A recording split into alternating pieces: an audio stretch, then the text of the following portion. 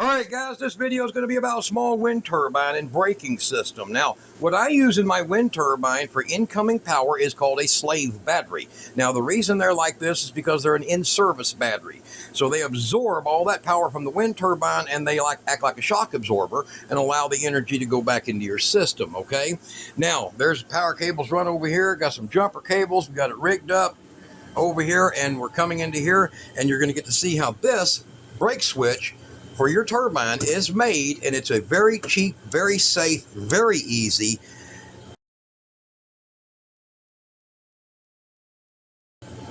simple process. This turbine here at about 300 to 350 RPMs is going to put out about 15 amps of power right in front of your eyes. Stay tuned, look at the links below, and me and Kira, we are what? Working. We're working again. So y'all stay tuned, a lot more to come, including a little mention of that thing.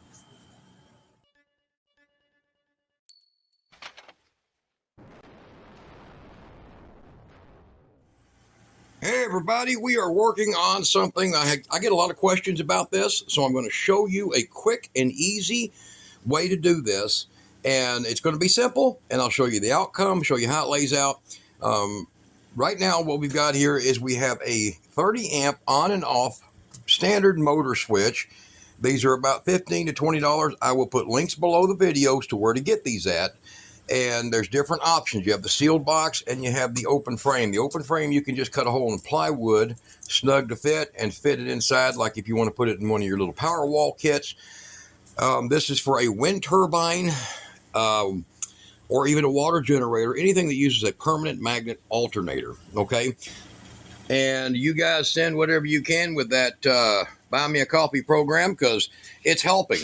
This is how we are able to get some of these extra parts so I can start showing you more of what we're doing. So as it sits right now, the turbine is just simply wired up to a rectifier, and then it is hooked onto battery cables that run back past Ida where she's blacked out, too much Ida, and it goes back to batteries over there. So there's the power coming in, and the battery bank right now has, was that 13.82 volts, and you can see there's 0 amps. So she's going to hold the camera on that right quick, and I'm going to show you what I'm doing over here. Is I'm going to take this and I'm going to put it in the front end of this wind turbine, and I'm going to spin it up. Now, because the battery is already at a pretty healthy voltage, it won't peak too much, but we're going to spin it up anyhow so you can see the result. Now, this is just a Porter cable.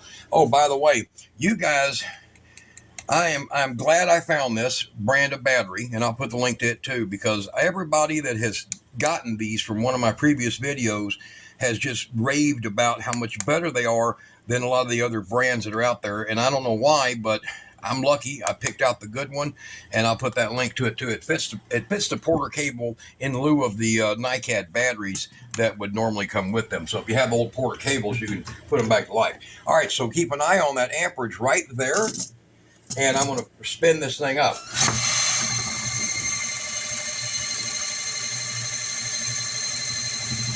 So you see, just with this little drill that's only about, I don't know, I think this thing runs about 350 RPMs, a wind speed of about 12 to 13 miles per hour, this thing was producing 180 plus watts.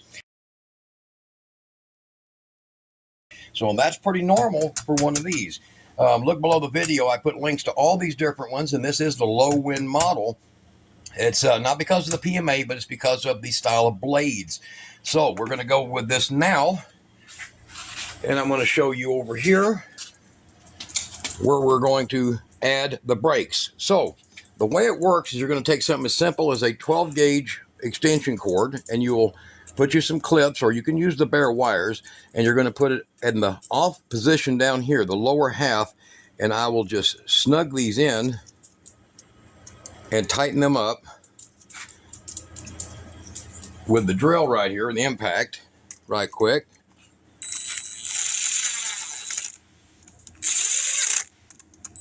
And then Kira's going to be pushing the button here in a minute. All right, on the other end of this, we're going to just simply put 3 wires, short wires coming out on the other end here. Kind of difficult to hold that sometimes. And I use these connectors here because they do make it a lot better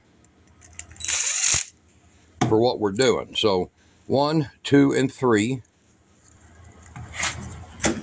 Keep that in good focus, dear.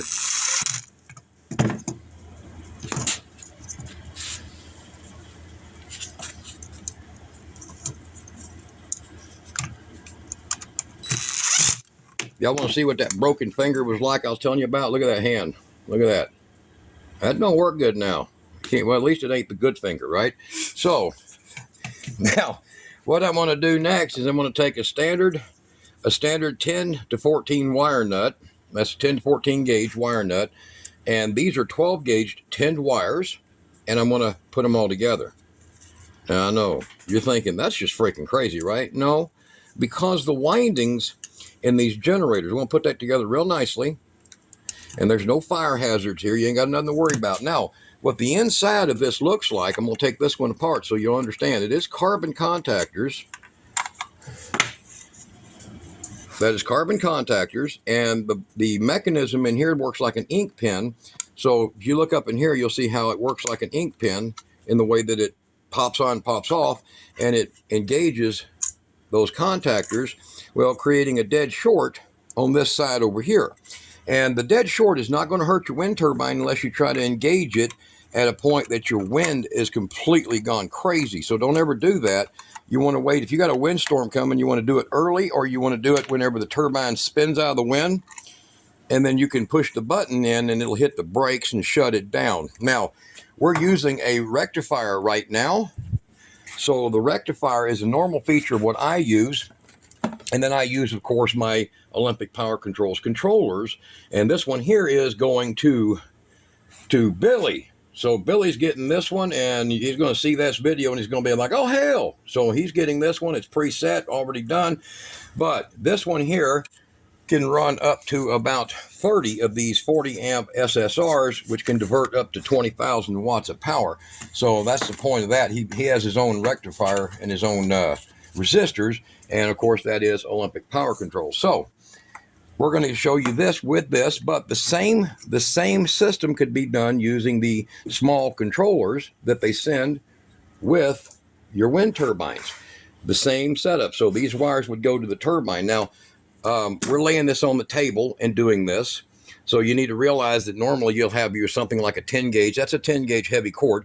You'd have like a 10 gauge cord running between the points. So this is on the pole and this is down somewhere in a safe, dry location. Okay. So that's the standard method of it, how it goes. Okay. Now I'm going to show you here. I'm going to disconnect hot power off of this turbine, off of this rectifier, and then we're just going to hook up to 2 leads, and I'm going to show you the open wild voltage that'll be coming through this. She's going to show you that, and I'm going to spin it up right quick. Now, you don't have to worry about this volts being very high. You see that? You don't have to worry about the volts being very high. As you can see right there, that's 28 volts, 29 volts, because that's a 12-volt winding, and it's only 300 RPMs, okay? 350 at the most. Now, when it goes through the rectifier and it gets the resistance of the battery, it's going to only give the battery what it needs. It converts it to amps, not high voltage. All right, so we will put this back together to where its power is going towards the battery bank again. There we go. So you can probably track them wires, and it runs over here through this little watt meter right here. And look below the video, I'll put links to that. There's a whole stream of the parts, guys, from the spades that go on these to the rectifiers to everything, okay, that'll be underneath there.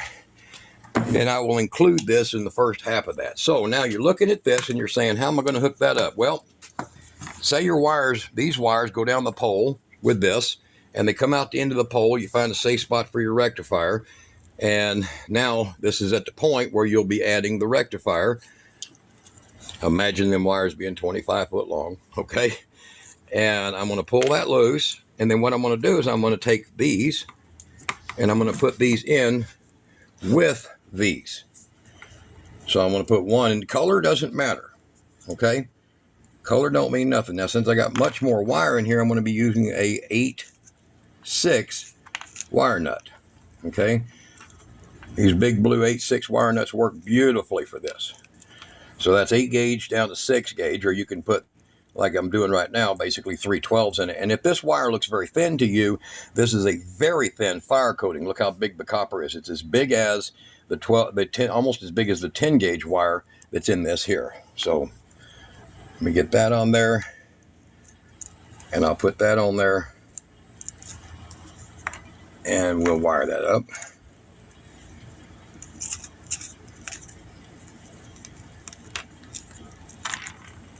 Now, the thing about doing this on a table is that when she hits the button to hit the brake on this, I'm not going to be trying to spin it up real fast. I'll get it showing amps so you can understand the process. But when she does that, it's going to fight so hard, it's going to slow that drill down to, it's going to lock it out, in other words. Because what happens is all the magnetic field is reconverted to where the magnets inside of here become like basically electric braking for an electric car, regenerative braking. But instead of allowing the heavy weight of the car to spin this, the propellers, the blades, they're not heavy enough, so they'll basically stop the turbine. Super high winds, they'll kind of roll a little bit, but they won't just spin out of control and blow up on you. All right, so that's been removed. Your switch has been made. This is a 30 amp switch, and if you're thinking, well, John, that turbine can put out 57 amps, because it can.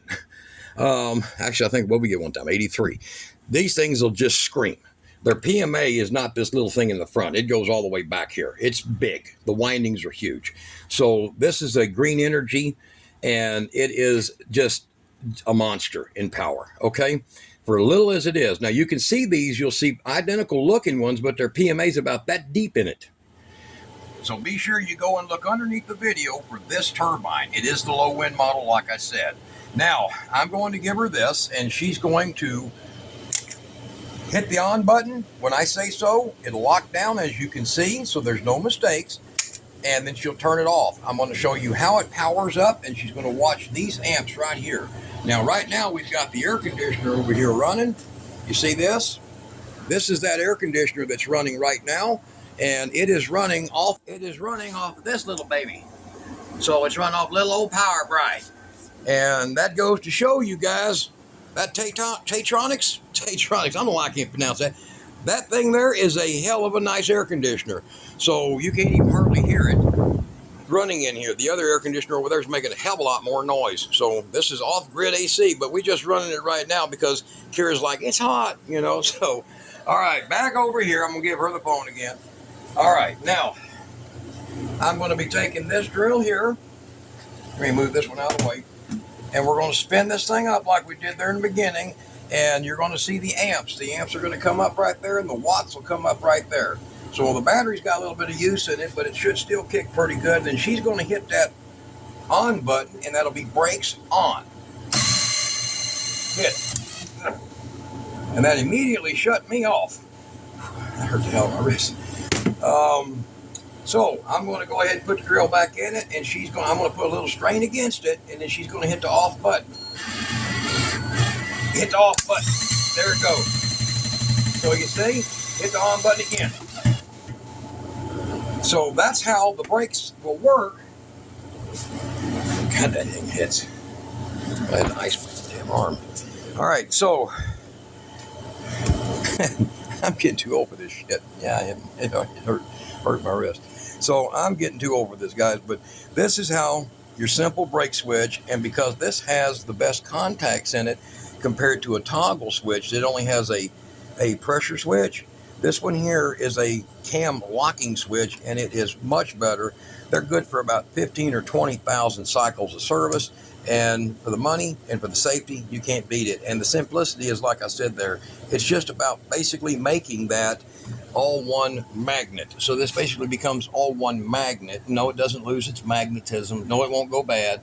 And yes, it will sometimes in heavy winds allow the blades to just barely rotate because, it's better to do that than allow them to break. And the simplicity is what it is. So don't forget that cable or something similar will go from the bottom of the turbine down the pipe. And this setup you see here is going to be inside your building or your area where this can be safe. So as far as using this here would just replace everything you got here. The 3 wires, right there, and then the 2 wires out, just like these 2 right here, and going to your battery bank. We use this because we use these controllers here because I use multiple turbines. Okay, if you're going to use multiple turbines, then you need an all-in-one or something else that can do an actual divert load instead of a quasi. These do a divert load, but not as good as something custom made. All right, you guys, this wasn't hard to do. Not hard to do at all. And I'm glad that I found that thing. You guys go check them out. There's another video about that AC unit, and it pulls so little power. It's just mind-boggling for how much cold, 8,350 BTUs for 550 or 60 watts of power. I can't find anything that runs less than 800 watts. This is amazing, amazing little unit. So Red Odo batteries coming up. We are setting up now for them, and they're going to be the slave batteries that shoot power back into that, which goes, as you'll see, backwards into this coupler. Now, this is a coupler that joins an old bank of batteries with a new bank of batteries so that the old batteries can never become parasitic to the new batteries. More of this in my videos, including all these different construction techniques and processes, and I've even got a short video on this opened up so you can take a look at it. And so far, it's been a very good affordable controller. Y'all stay tuned, and that works great with lithium batteries. We're ordering another one, so y'all stay tuned. More coming.